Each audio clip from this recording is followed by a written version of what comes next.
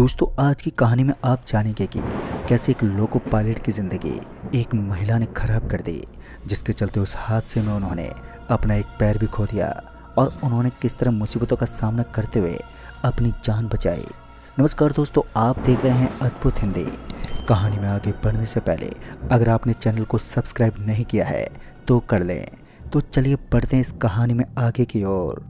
दोस्तों ये कहानी है निमेश की, जो बताते हैं कि मैंने लोको पायलट की नौकरी के दौरान अपनी ज़िंदगी में ऐसे बहुत से किस्से देखे जिनसे मैं जूझते हुए सुलझ भी जाता था। पर वो एक किस्सा मेरी ज़िंदगी का ऐसा किस्सा था जिसने मुझे ज़िंदगी भर दुखों से लड़ने के लिए छोड़ दिया। मेरे 15 साल के अनुभव में वो एक ऐसी घटना घटी थी जिसे सुनकर आपके भी रोंगटे खड़े हो जाएंगे। तो आखिर क्या थी वो घटना, चलिए मैं आपको विस्तार से बताता हूँ। मैं उत्तरांचल का रहने वाला हूँ। घटना ये थी कि उस रोज़ जब मैं एक पैसेंजर ट्रेन को लेकर मुड़िया पुल को पार कर रहा था, ठंड का समय था। देर रात होने के कारण कोहरा भी अधिक छा गया था, जिस वजह से सामने का नज़ारा ठीक से दिख नहीं रहा था। पर ट्रेन अपनी रफ्तार से आगे बढ़ रही थी। मैं और मेरा सहकर्मी आपस में घने कोहरे के बारे में बातें ही कर रहे थे कि अचानक ही ट्रेन ने एक जोर का झटका लिया। उस झटके के साथ ही ट्रेन की स्पीड भी धीमी पड़ गई। ट्रेन की गति में आई इस कमी की वजह से एक बार को मुझे लगा कि ट्रेन में ज़रूर कोई बड़ी खराबी आ गई है। लिहाजा मैंने तुरंत ही ट्रेन में सारी जांच की तो सब कुछ ठीक ही था। तभी मेरे साथ बैठे मेरे सहकर्मी ने कहा, सर सब कुछ तो सही है, समझ में नहीं आ रहा है कि आखिर हुआ क्या है। मैंने सर को हाँ में हिलाते हुए ट्रेन की स्पीड बढ़ानी चाही, पर ट्रेन की स्पीड में कोई बदलाव नहीं आया, यानी कि ट्रेन अपनी धीमी ही रफ्तार में चल रही थी। मैंने ट्रेन में आई खराबी के बाद तुरंत ही आगे रेलवे के अधिकारियों को बता दी, ताकि ट्रेन में आई खराबी की वजह से आगे कोई दुर्घटना ना हो जाए। जब ये खबर मैंने रेलवे विभाग को दी तो उन्होंने मुझे ट्रेन को चलते रहने को कहा और आगे भी वो संभाल लेंगे। ये कहकर उन्होंने मेरे अंदर हो रही बेचैनी को कुछ हद तक कम कर दिया। पर मेरे मन में अभी भी ट्रेन में आई खराबी को लेकर दुविधा बनी हुई थी कि अब आगे क्या होगा। खैर अभी मैं और मेरा सहकर्मी चमन इसी उधेड़ बुन में थे कि ट्रेन में क्या हुआ है। इस बीच चमन जोर से चिल्लाते बोला, अरे हट वहाँ से, नहीं तो मर जाएगी।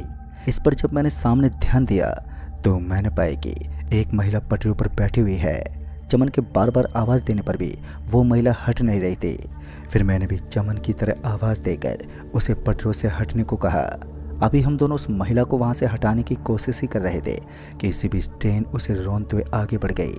उस महिला के ट्रेन के नीचे आते ही मेरे दिल में धक से हो गया। एक पल को तो मैं भूल गया था कि ट्रेन में कोई खराबी भी आई है। बस उस महिला पर ही ध्यान बना रहा जो अभी अभी ट्रेन से कट गई थी। अभी मैं उस महिला के बारे में ही सोच रहा था कि तभी मुझे रोने की आवाज़ सुनाई पड़ी। रोने की आवाज़ से लग रहा था कि जो कोई भी रो रहा है वो बहुत ही दर्द में है और बुरी तरह से तड़प रहा हो। मैं अभी उस आवाज़ को सुन ही रहा था कि वो आवाज़ आखिर है किसकी कि इसी बीच मेरा ध्यान मेरे सहकर्मी चमन पर गया। तो मैंने पाया कि चमन उस ठंड भरी रात में बुरी तरह से पसीने से लथपथ है। साथ ही मैंने गौर किया कि वो मेरे साइड में खिड़की के बाहर घूरे जा रहा है। जब मैंने अपने साइड वाली खिड़की के बाहर देखा तो एक पल के लिए मेरे शरीर में भी सिरहंसी दौड़ गई।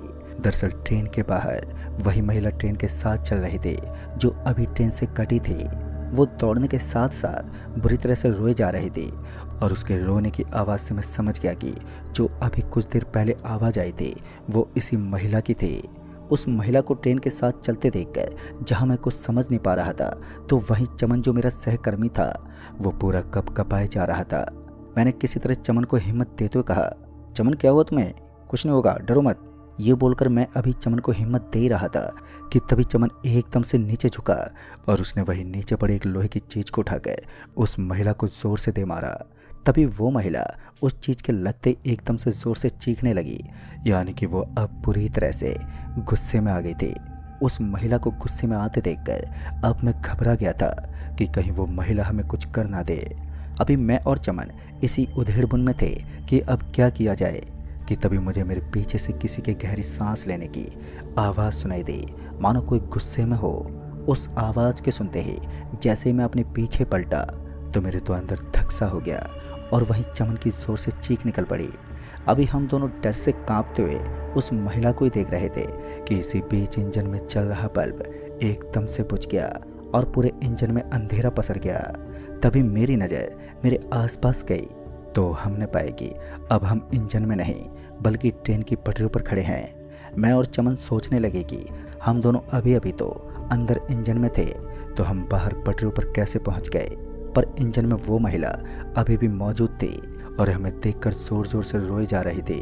वो ट्रेन अब हमारी ओर दौड़ी चली आ रही थी, जिस वजह से हम दोनों बिना कुछ सोचे समझे अपनी जान बचाने के लिए उन पटरियों पर दौड़ने लगे। पटरियों पर दौड़ना बहुत ही मुश्किल हो रहा था, क्योंकि हम पुल पर जो थे वो 3 किलोमीटर का पुल पार करना हमें बहुत ही मुश्किल हो रहा था। पर हम दोनों किसी तरह अपनी रफ्तार में दौड़ते रहे। तभी मैंने दौड़ते हुए एक बात नोटिस की कि अब मैं अकेला ही दौड़ रहा हूँ। जब मैंने अपने साइड में देखा तो चमन मेरे साथ में नहीं था। मैंने झट से पीछे देखा तो चमन पीछे पटरियों पर नीचे पड़ा अपने बचाने की गुहार लगा रहा था, पर वो ट्रेन अब उसके बेहद करीब आ गई थी। मैंने एक बार को चमन को बचाने का भी सोचा, पर अब काफ़ी देर हो चुकी थी और मेरे सामने देखते ही देखते चमन की ट्रेन से मौत हो गई। चमन की मौत का मुझे दुख तो बहुत हुआ, पर इससे पहले ट्रेन मेरे तक पहुंचती कि मैंने फिर से दौड़ना शुरू कर दिया। तभी मैं ठोकर खाकर वहीं पर नीचे गिर पड़ा।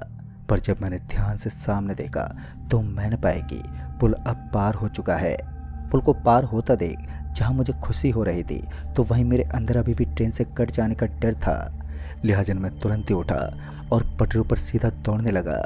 कुछ देर दौड़ने के बाद अब मैंने महसूस किया कि अब मुझे उस ट्रेन की कोई आवाज़ तक नहीं आ रही थी, यानी कि अब मुझे उसके होने का एहसास बिल्कुल भी नहीं हो रहा था।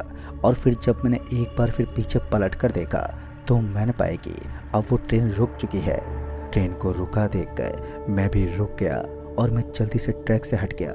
फिर ट्रैक से दूर हटने के बाद मैंने इधर उधर देखा, यह देखने के लिए कि कहीं वो महिला जो कि कुछ देर पहले मेरे पीछे पड़ी हुई थी, कहीं वो यहाँ आसपास तो नहीं है।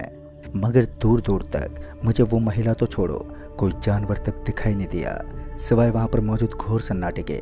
मुझे थोड़ी राहत मिली कि मैं अभी ठीक ठाक हूँ और मैं कुछ देर के लिए वहीं बैठ गया। मैं अभी शांत बैठा तेज तेज सांसें ही ले रहा था कि तभी मुझे पटरियों में जोर का कंपन महसूस हुआ, यानी कि अब जो पटरियाँ थी वो जोर जोर से हिलने लगी थी। और पटरियों को हिलता देख मैं समझ गया कि बला अभी टली नहीं है। लिहाजा मैं तुरंत ही उठ खड़ा हुआ और उन कपकपाती पटरियों को देखने लगा। इसी बीच मुझे अपने पास किसी के होने का एहसास हुआ, पर वो मुझे दिखाई नहीं दे रहा था। मैंने चारों तरफ घूमकर भी देखा, पर मुझे कोई नज़र ही नहीं आया। तभी मैंने डरते हुए अपनी कांपती हुई जुबान से कहा, कौन है यहाँ पर? पर मुझे कोई जवाब ही नहीं मिला। सिर्फ मुझे ऐसा लग रहा था कि कोई मेरे चारों तरफ घूम रहा है, पर वो कौन था ये तो मुझे मालूम नहीं। इससे पहले कि मुझे वो कोई हानि पहुंचाए कि मैं तुरंत ही वहाँ से सरपट भागा, पर मुझे उसके होने का एहसास अभी भी हो ही रहा था। समझ में नहीं आ रहा था कि आज ये कौन सी आफत मेरी जान के पीछे पड़ गई है और इससे कैसे बचा जाए। ये सब सोचते हुए मैं भागता ही रहा और भागते भागते मेरी हांफी भी छूटने लगी थी। ऐसा लग रहा था कि कुछ ही देर में मेरे प्राण निकल जाएंगे, क्योंकि वो मुसीबत अभी भी मेरे पीछे ही पड़ी हुई थी, जिस वजह से बचने का कोई भी चांस नहीं था। फिर इसी बीच मुझे जोर की ठोकर लगी और मैं वहीं मुंह के बल नीचे गिर पड़ा, जिससे मेरे माथे में चोट भी आ गई। पर वो चोट मेरे डर के आगे कुछ भी नहीं थी। तो मैं फिर से जल्दी से उठा और इसी बीच मुझे ज़ोर से हंसने की आवाज़ सुनाई पड़ी और साथ ही पायलों की छन छन की भी आवाज़ मुझे साफ साफ सुनाई देने लगी। आवाज़ से मैं समझ गया कि ज़रूर ये वही महिला है और यही मुझे परेशान कर रही है, जो कि कुछ देर पहले हमें परेशान कर रही थी। तभी मैं माथे पर अपना हाथ लगाए वहाँ से भागने लगा। कुछ दूर जाने के बाद मुझे एक हॉल्ट दिखा, जहाँ मेरे अंदर उम्मीद का दिया जला कि कोई आदमी उस हॉल्ट में ज़रूर होगा। तो मैं तुरंत ही उस ओर दौड़ा और जब मैं उस हॉल्ट में पहुंचा तो मैं सीधे उस कमरे में गया जहां एक पॉइंटमैन बैठा होता है। जब मैं उस कमरे के दरवाजे पर पहुंचा तो मैंने पाया कि वहां पर काफ़ी अंधेरा है और कोई भी किसी तरह की कोई भी हलचल नहीं है, यानी कि वहां सिर्फ सन्नाटा ही था, जो मेरे दिल में एक अलग ही डर का माहौल बना रहा था। तभी मैंने अपनी चढ़ती हुई सांसों के साथ एक आवाज़ लगाई, भाई कोई है यहाँ पर? मैंने कई बार आवाज़ दी, पर वो आवाज़ दीवारों से टकराकर मुझे ही वापस से सुनाई दे रही थी, जिससे लग रहा था कि ये कमरा पूरा खाली है। लिहाजा मैं थोड़ा अंदर गया, ये जानने के लिए कि यहाँ जो काम करता है वो कहीं सो तो नहीं गया। पर ऐसा बिल्कुल भी नहीं था, क्योंकि जब मैं थोड़ा अंदर गया तो एहसास हुआ कि अंदर वाकई कोई नहीं है। यहाँ तक कि मुझे लग रहा था कि यहाँ कोई इंसान तो छोड़ो, कोई वस्तु भी मौजूद नहीं है, यानी कि वो कमरा पूरी तरह से खाली ही पड़ा था। मैं समझ गया था कि मैं गलत जगह पर आ गया हूँ और मुझे यहाँ से निकलना चाहिए। मैंने अपने कदम आगे बढ़ाने के लिए उठाए ही थे कि तभी किसी ने मेरे कंधे पर अपना हाथ रखा और एक जोर का धक्का मारा, जिस वजह से मैं वहीं कमरे की दीवार में जाकर लगा। मैंने इधर उधर भी देखा पर वहाँ कोई नहीं था। मुझे बस उसके होने का एहसास हो रहा था। तभी मैंने उससे हाथ जोड़कर माफ़ी मांगी पर कोई फ़ायदा नहीं हुआ, क्योंकि माफ़ी मांगने पर मुझे उस महिला की ज़ोर ज़ोर से सांस लेने की आवाज़ सुनाई देने लगी, जिससे साफ पता चल रहा था कि वो महिला बहुत ही ज़्यादा गुस्से में है और वो मुझे मारकर ही दम लेगी। मुझ बेबस के पास वहाँ से सिर्फ भागने के अलावा कोई दूसरा रास्ता नहीं था। तो मैं वहाँ से किसी तरह बाहर निकला और पटरू के बगल में भागने लगा। मैं अभी भाग ही रहा था कि तभी एक हवा का झोंका मेरे से ज़ोर से टकराया और मैं टकराते ही पटरू के बीच में जा गिरा। मैंने अभी अपने आप को संभाला ही था कि वो ज़ोर से गुस्से भरी सांसें फिर से सुनाई दी। मैं हड़बड़ाते हुए खड़ा हुआ और अभी भागने वाला था कि तभी अचानक ही ट्रैक चेंज हुआ और मेरा एक पैर पटरू के बीच में फंस गया। अब उस महिला का साया मेरे इर्द गिर्द घूमने लगा। मैं मरने के डर से ज़ोर ज़ोर से चिल्लाने लगा, पर वहाँ उस वीरान जगह और खामोश रात में मेरी चीख पुकार सुनने वाला कोई भी मौजूद नहीं था। मैं अभी चीख पुकार कर ही रहा था कि तभी एक तेज़ दर्द के साथ मैं एकदम से नीचे गिर पड़ा और जब मैंने अपने पैर की तरफ देखा तो मेरी आंखें फटी की फटी रह गई। दरअसल मेरा जो एक पैर ट्रैक में फंसा हुआ था अब वो टूट गया था, साथ ही उसमें से खून भी बहे जा रहा था। पैर टूटने की वजह से दर्द के साथ साथ अब मेरी आंखों के सामने धुंधलापन छा गया और फिर कुछ देर के बाद धीरे धीरे मेरी आंखों के आगे पूरी तरह से अंधेरा छा गया, यानी कि अब मैं बेहोश हो गया था। और जब मेरी आंख खुली तो मैं एक अस्पताल के बेड पर लेटा हुआ था। जब मैंने अपने आसपास देखा तो मेरी तरह ही और भी मरीज उस वार्ड में थे, पर मेरे पास उस वक्त ना ही तो मेरा कोई घर वाला था और ना ही कोई और शख्स। और जब मैंने ध्यान से अपने पाँव को टटोल के देखा तो मेरा पाँव नीचे से कटा हुआ था। अपने पाँव को कटा देख मैं बुरी तरह से घबरा गया और वहीं बेड पर लेटे लेटे ही बुरी तरह से रोने लगा। मैं अभी अपनी आंखों से बहते आंसू ही पहुंच रहा था कि इसी बीच वहां पर एक डॉक्टर आ गया, जो मुझे देखते ही पहले तो मुस्कुराया और फिर उसने पूछा, कैसी है अब आपकी तबीयत? मैंने उदास मन से डॉक्टर को धीरे से कहा, जी तबीयत तो ठीक है सर। तभी मैंने डॉक्टर साहब से पूछा, सर मैं यहाँ पर कैसे आया? तो डॉक्टर साहब ने मुझे एक पर्ची थमाते हुए कहा, ये लो, इस नंबर पर कॉल कर लेना। वो कौन था ये तो हमें नहीं मालूम, पर अच्छी बात यह है कि तुम 1.5 महीने बाद होश में आ गए और तुम सही सलामत हो। इतना बोलकर वो डॉक्टर वहाँ से चला गया। और जब मैंने 1.5 महीने वाली बात पर गौर किया तो मैं हैरान हो गया कि मैं इस अस्पताल में 1.5 महीने से हूँ।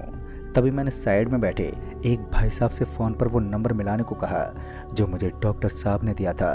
दरअसल मैं उस आदमी को धन्यवाद देना चाहता था और वैसे भी मुझे डॉक्टर साहब ने बताया था कि उस आदमी ने मुझे इस नंबर पर कॉल करने को कहा है। तो मैंने उन भाई साहब को वो नंबर मिलाने को दे दिया और जब कॉल पर उस आदमी से बात हुई तो पहले तो मैंने उससे नमस्ते बोला और धन्यवाद बोलते हुए कहा, भाई साहब आपका बहुत बहुत धन्यवाद, आपने मेरी जान बचाई। इतना सुनते ही उस आदमी ने जो कहा उसे सुनकर तो मेरे बचने की खुशियों पर दुखों के बादल फिर से छा गए। दरअसल उस आदमी ने कहा कि अभी तुम पूरी तरह से बचे नहीं हो, वो तुम्हारा पीछा ऐसे नहीं छोड़ेगी, जितना जल्दी हो सके तुम मुझसे आकर मिलो।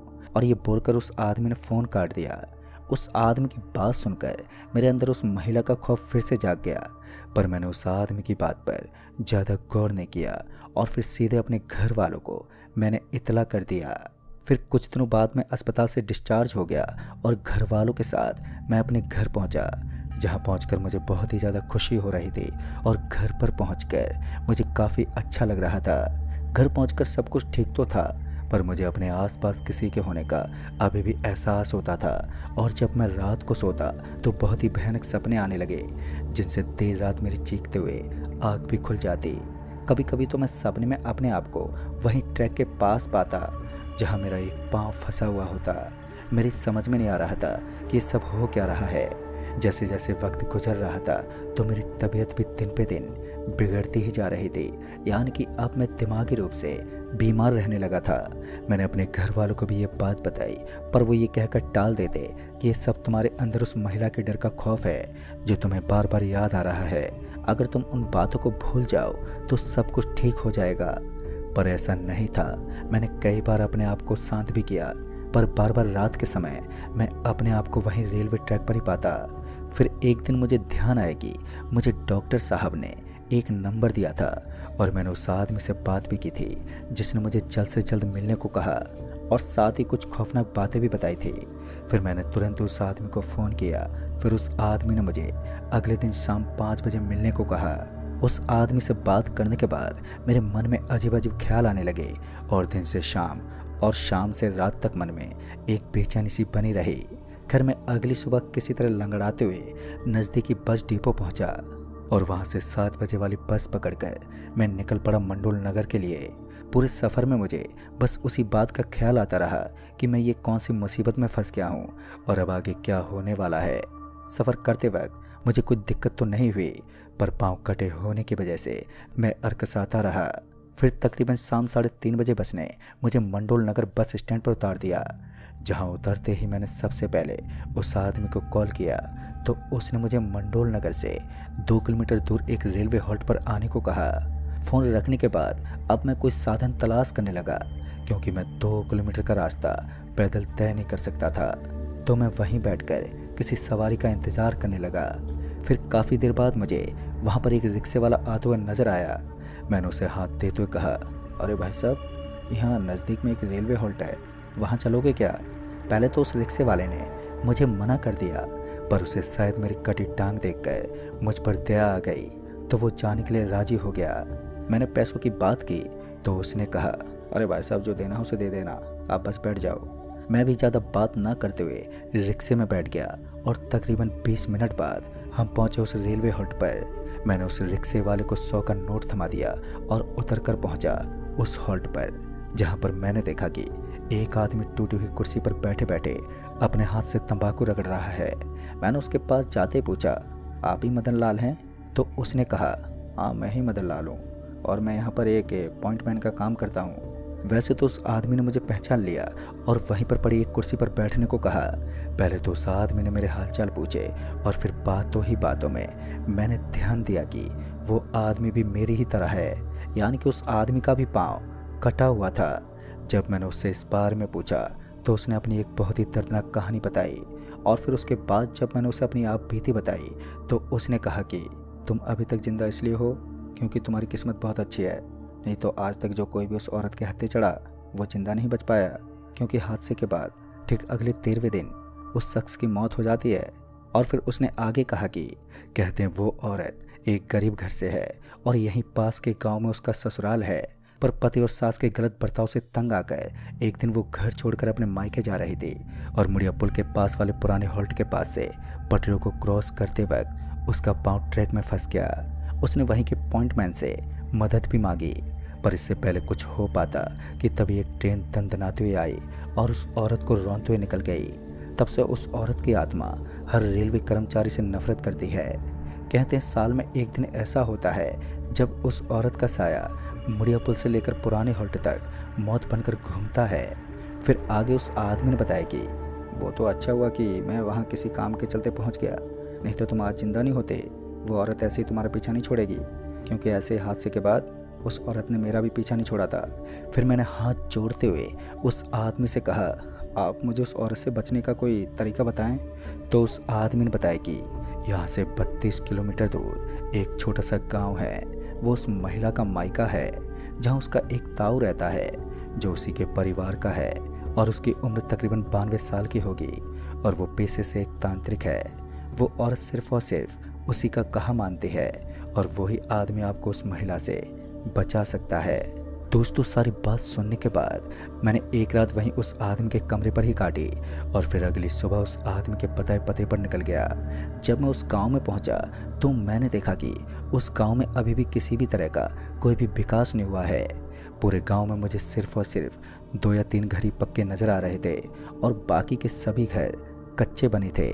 खैर मैं लंगड़ाते हुए पूछते पाछते उस औरत के ताऊ से मिला, जहाँ पहुँचकर मैंने उन्हें पूरी बात बताई और पूरी बात बताने के बाद मैं उनके पैरों में गिड़गिड़ाने लगा। फिर वो आदमी मुझे घर की कोठरी के भीतर ले गया और उसके बाद उसने मेरा और मेरे पिताजी का नाम पूछा। फिर पता नहीं वो मन ही मन कुछ बड़बड़ाने लगा। ऐसा लग रहा था जैसे वो किसी से बात कर रहा है, और जब वो ऐसा कर रहा था तो मुझे अपने आसपास किसी के होने का एहसास हो रहा था। मैं समझ गया था कि ये वही बला है जो अभी तक मेरे पीछे पड़ी हुई है। फिर तकरीबन 6 से 7 मिनट बाद उस आदमी ने मेरे ऊपर राख की भभूति मारी और उसके ऐसा करते मैं वहीं पर बेहोश हो गया।